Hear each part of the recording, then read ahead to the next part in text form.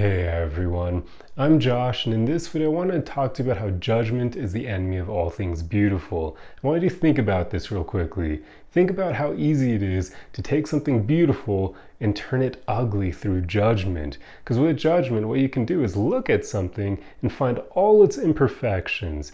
And with that, you can judge those imperfections as being ugly. And then soon enough, you can take something beautiful like these paintings behind me and call them ugly. In fact, I'm sure there's some people out there who don't like the art style of them and will therefore find them ugly. You see how easy it is to take something beautiful and make it ugly simply by judging it. Whereas when you truly find beauty out there and you just look at it, you just observe it, you just take it all in, fully present in the moment, there's no way you can turn it into something ugly because you're simply just taking it all in. When we're fully present in the moment like that, we're not judging. And that's how you preserve the beauty of things, whether it be art, whether it be nature, whether it be other people. The more you start to look for imperfections, the more you can take something beautiful and make it ugly. So why am I even discussing this, right? This may seem like something inconsequential, but to me, I truly believe that beauty is one of the most fulfilling and meaningful things in our lives. In fact, I would make a good argument that one of the main reasons why people are so unhappy nowadays is because of this lack of beauty in our lives. It's more so a Western culture thing, but I imagine it's becoming a bit more global at this point because it seems like a lot of countries are going in that direction of economy over everything else, and that means that they're focusing on money. When you just focus on money, you tend to go the way that's the most efficient, the way that costs the least amount of money. And usually beauty is expensive, right? We tend to know that because architecture is like the best example of this.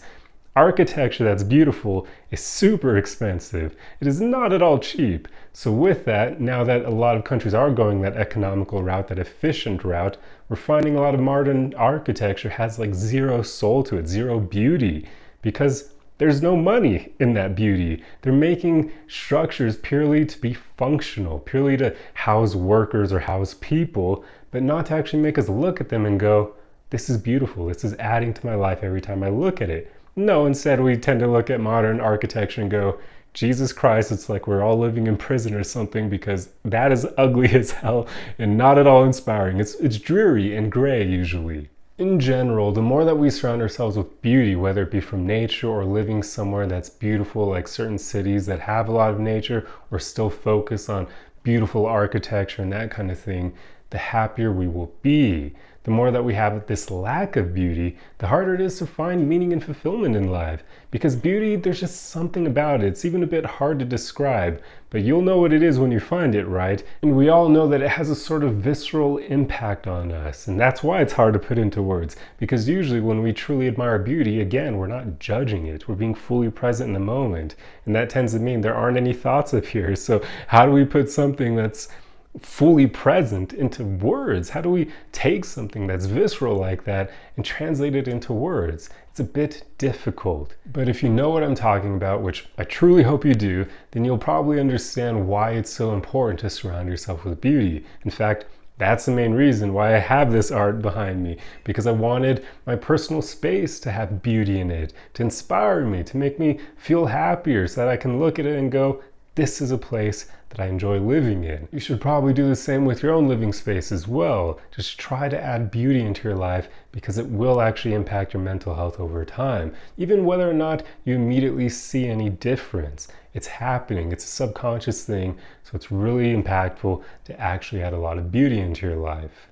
Now, another reason why I wanted to discuss this topic is related to self-worth. How all of us see ourselves in the mirror probably on a daily basis, and related to that whole judgment is the enemy of beauty thing, when we look at ourselves, the more that we judge ourselves, the more we'll also eradicate our own beauty. The more we look for those imperfections and those flaws, the less beautiful we'll find ourselves.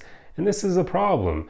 What I think is very helpful is for people to look at themselves and just practice that being present in the moment, like you're taking in the beauty of nature. When you see a beautiful mountain with a lake in front of it, you don't start looking for imperfections in that, right? Hopefully not. Instead, you look at it and you're like, Christ, this is super beautiful. Well, why not do the same thing with yourself? Maybe not, including that whole, geez, this is super beautiful part, but just take yourself in and stop judging yourself. Just look at yourself in the mirror and just see yourself fully. Be present with yourself. Don't look for your flaws. Don't start judging yourself. Just see yourself for who you are while being fully present. You'll find that the more that you practice this, hopefully your self-esteem, your self-worth will start increasing because you're being present with yourself instead of judging the crap out of yourself, which isn't useful in the slightest. It's something that can really help us out. And it's kind of a shame that we get so used to judging everything, including ourselves at the end of the day, because that doesn't do us any favors, and we all are aware of that, right?